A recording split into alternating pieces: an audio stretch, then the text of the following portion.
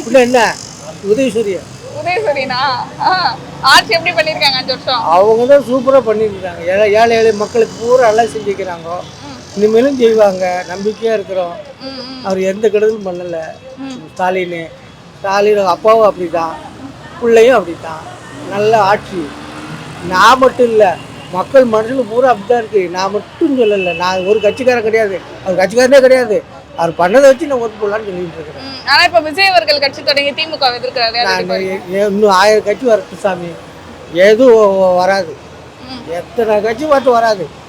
என்னங்க ஒரு 3 மாதத்தில் கட்சி ஆரம்பிச்சுட்டு நான் முதல்வர் சொன்னால் வருவாங்களா? கஷ்டப்படணும். மக்களை கஷ்டப்பட்டா வரலாம். நான் கஷ்டப்படாமல் வர முடியுமா? வர முடியாது. ஆனா திமுக தான் திரும்ப வரும். திமுக தான் அடிச்சு சொல்கிறேன். நீங்கள் 2வது படப்பிடிங்க இடத்துல வருவாங்க, பாருங்க. மெஜாரிட்டியில் வருவாங்க. 200 சீட்டுக்கு மேலே வரும். அப்படியா? வெந்நீர் வருவாருங்க. ஓகே. எல்லாருக்கும் நன்மை தான் நடக்கும்.